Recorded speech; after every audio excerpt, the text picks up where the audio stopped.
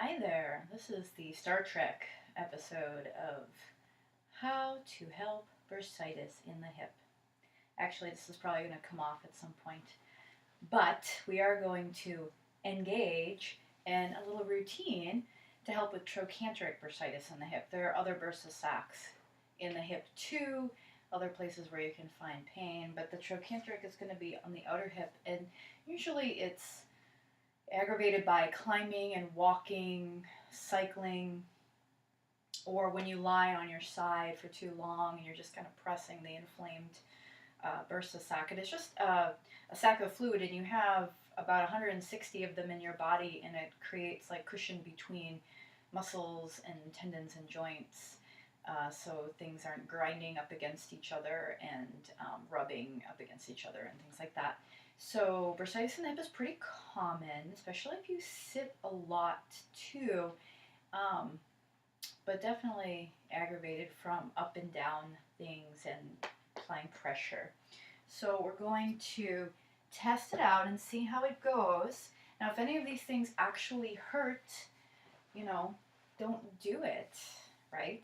And if you haven't been examined by a doctor or analyzed by somebody that knows what they're doing, make sure you do so before you start self-treating, because bursitis may not be what you have.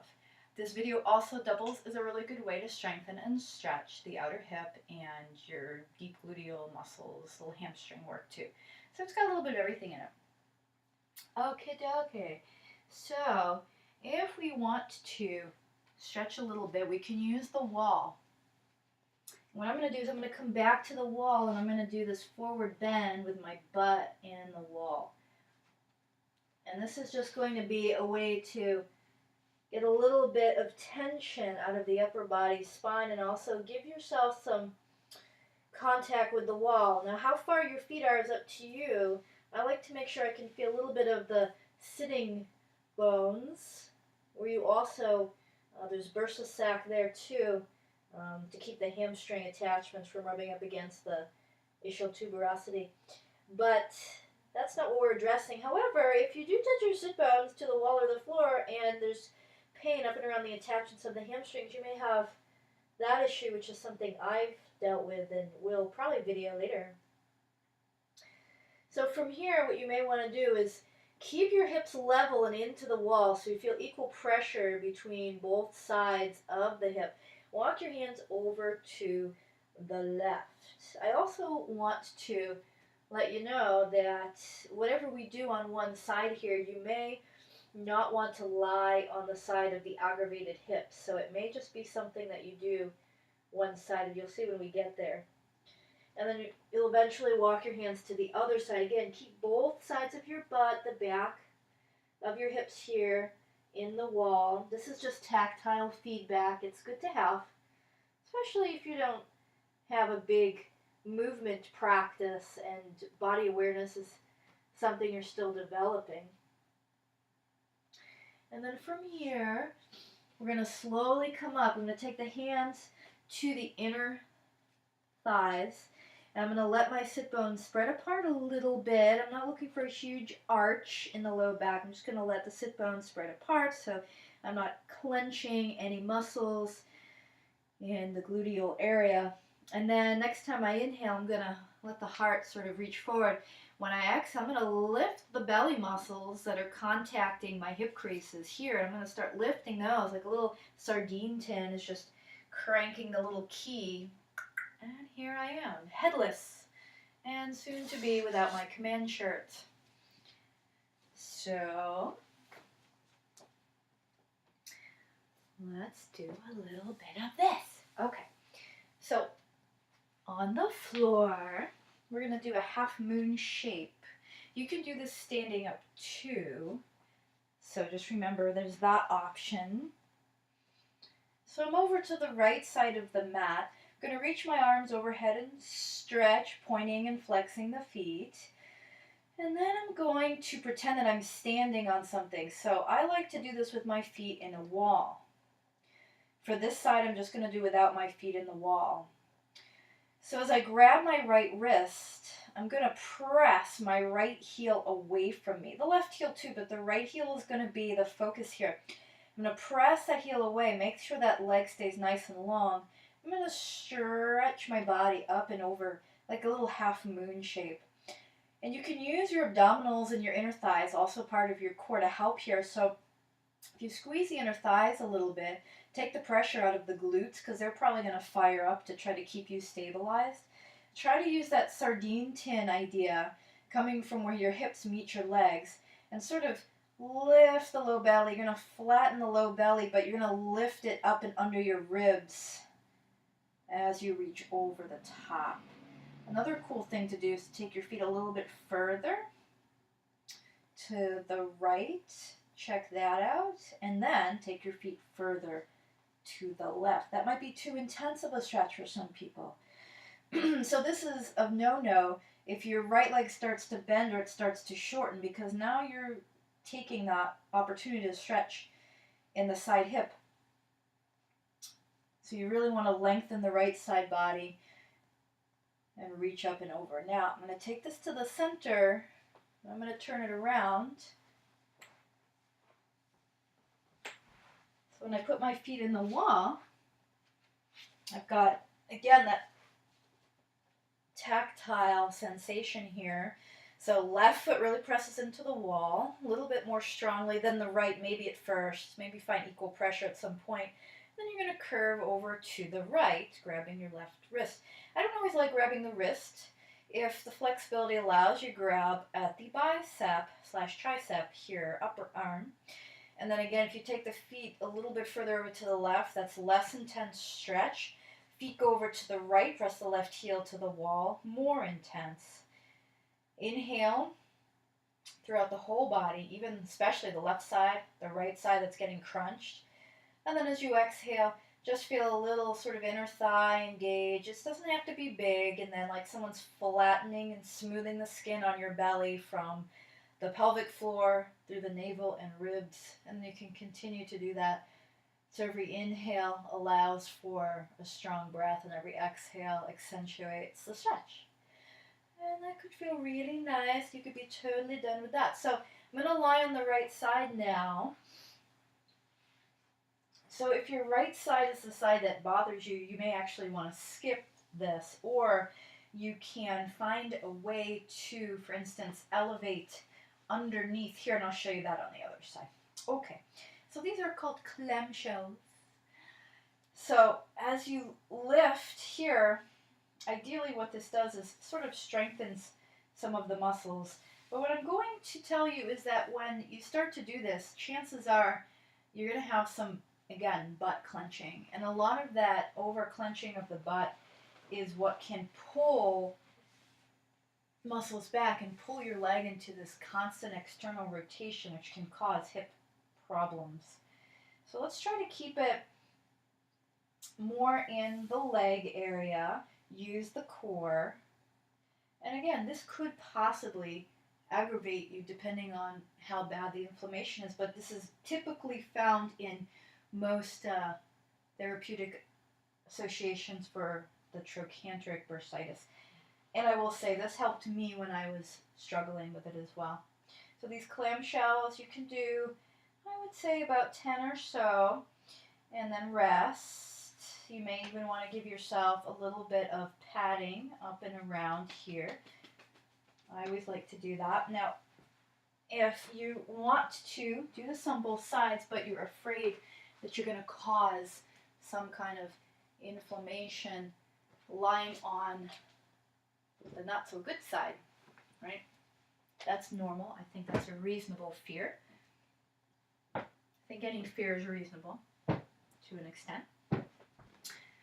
So what I do is I create this under the ribs, and now it's like, oh, now I'm not putting any pressure on it at all, but I can still do the exercise. And it's really nice. Just my opinion. So you can do that on this side. There's a little hip pop right there. It happens sometimes.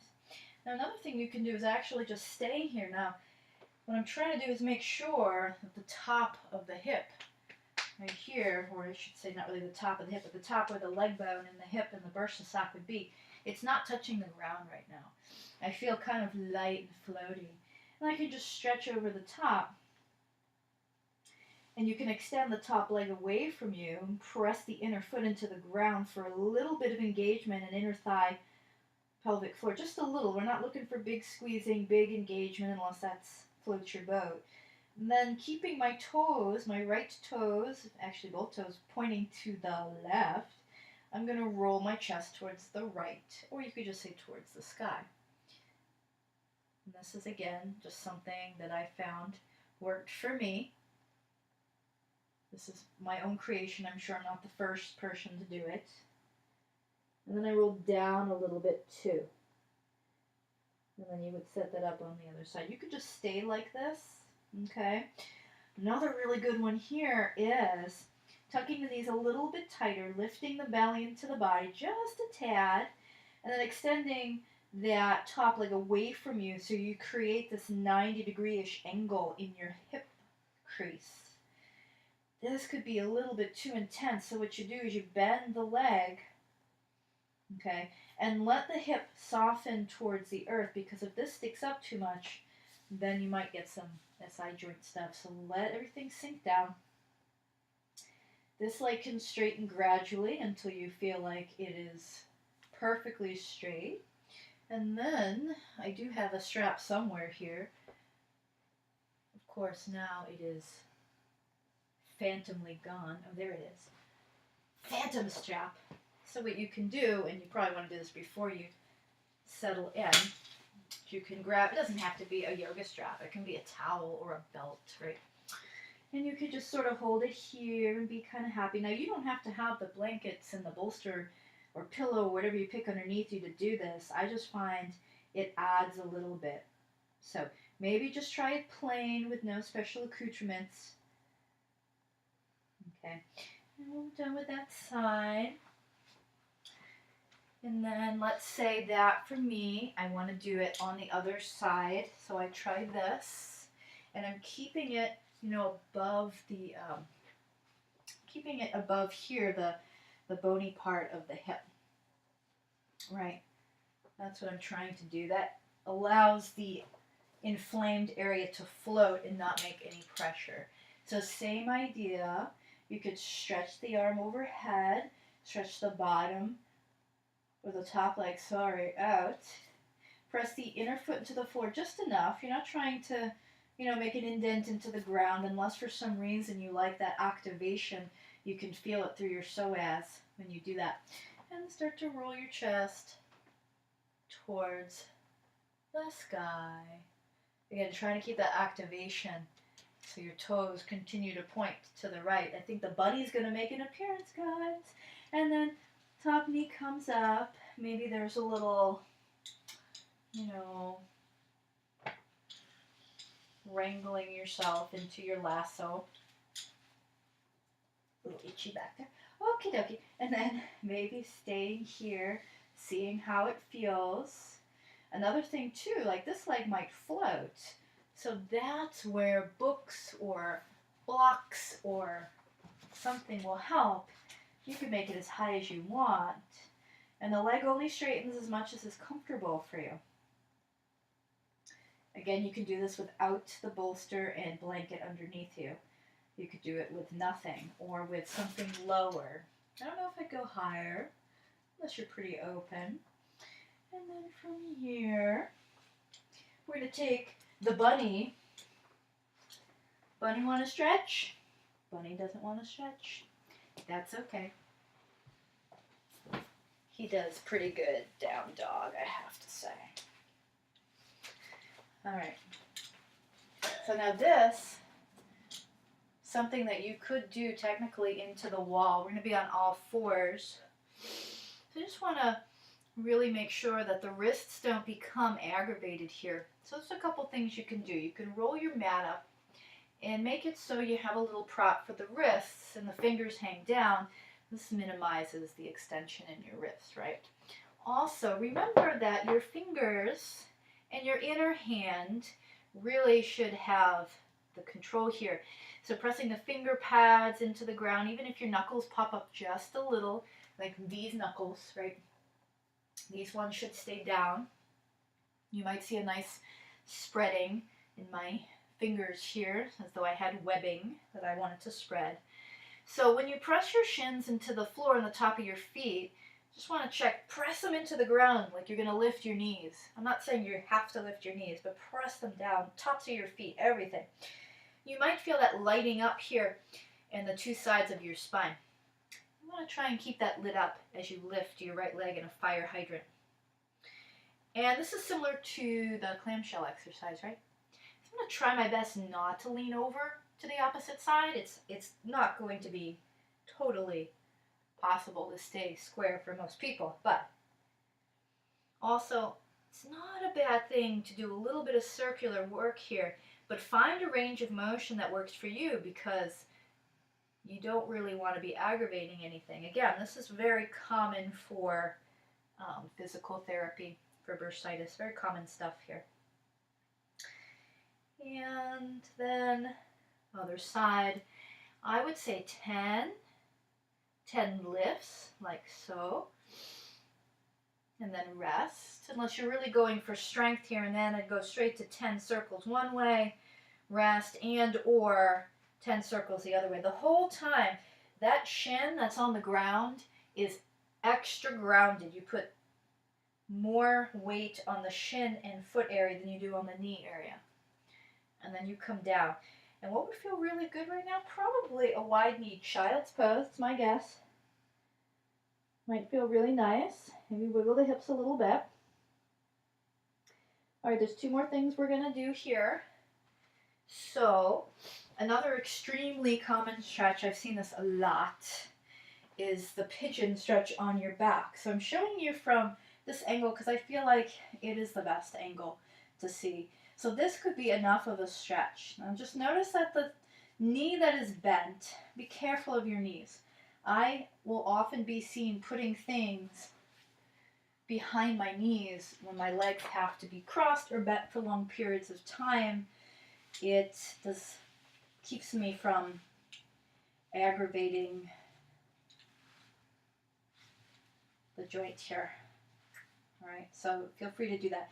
This foot stays in a strong position, okay, because the more that this foot is loose, the more that this joint is capable of sort of just having little micro movements. Notice that this hip wants to slide down, so your job is to try to keep the hips relatively level. Some people will be able to activate a little core work here to lift the leg, grab behind. Guess what else you can do with that belt or towel? Because really, you don't want to lift your head up and be creating head and neck tension. A lot of people they'll lift their head up and they'll be so super strong. You just want to take it down. You can also do it around the shinny shin if you're a little more flexible. Okay, if you're looking for deep flexibility, this is really the wrong video. This is more for maintaining above average flexibility or gathering flexibility from a pretty below average standpoint, and for therapeutic purposes. So there's clearly more that you could do here. So be careful of your knee. I like to do a little internal rotation here to take pressure off the knee. Again, if that creates any aggravation, perhaps take an external rotation. And then do the other side. So I recommend holding 10 breaths of each position and not just going to the absolute max and bringing your knees to your chest off the bat. So give yourself time. You're trying to help your body rehabilitate. So finding the space between destinations is going to be really important for that. And you don't have to feel the most intense stretch to be getting something out of it. And if you have anything in your routine that aggravates the bursitis, sitting, walking, cycling, climbing, anything, it would behoove you to For instance, if you sit a lot, maybe every 20 to 30 minutes, set a timer so you can get up and do one of these stretches. Just one. I'm not saying you have to do the whole routine. That would be kind of silly. Another thing you can do is, if you're in your cubicle, you can make this a stretch. And again, just getting up every 20 to 30 minutes and doing, let's say, a minute each side. You can even work like this once you become a little bit more balanced and strong, and you can start to feel how the core is activating. Okay, last thing, I feel like this is really good, really fun. You take the spinal twist on your back. Spinal twists are my favorite. Knee into the chest, and then cross your left knee over to the left. You may want bolsters, blankets, pillows, whatever, because range of motion, again, may not be your strong suit yet, and maybe it doesn't have to be, but this could be it. This could be like the stretch. Notice how I use the strap to take the leg straight, but I don't just jam it out straight. I'm going to find every little nook and cranny before I get there. And for me, this helps a lot. You'll also find this in piriformis stretches too. Other side. The leg never has to straighten too. If you feel like that doesn't have to happen, you can feel it all up and down here. And I encourage you to maybe find a still position that's not at your max. Go to about 80 to 90% of your max stretch and rest there, or even less. Because over time, as you relax, it does become more intense. Okay, and then the last piece of advice I have for you, again, this is something I used to do, still do it sometimes. Take a pillow, a blanket, a meditation cushion, whatever you've got, and sleep with this here. This helps take a little bit of pressure off of the hip. And another thing you can do, this is what I've been told by, I used to do this too in the wall, is if you don't want to sleep on that side, you have something behind you, so rolling over to the other side is practically impossible. Another thing too I've noticed is being a little bit back. I'm not a back sleeper at all, but being a little bit back and having something in between my knees helped take the extreme pressure off of that sack. So I could kind of be, I could still be on my side, I could still have my pillow, feel like I was sleeping on my side. Okay, so that's what we've got for you guys. So if anybody has any requests for a different type of bursitis, I can certainly help you with that. But that is a really good start for you. I recommend to try to take at least half of those exercises. Do them every day. If you can't make time for your health and your well-being, then it's time for a priority swap. So maybe get off Facebook. I'm guilty of it too. And find more time for you. If you have any questions or comments or concerns, leave them down there, below that little spot there where you get to put in your comments. And hope your hip feels better, hope you get stronger, and hope you take good care of yourself.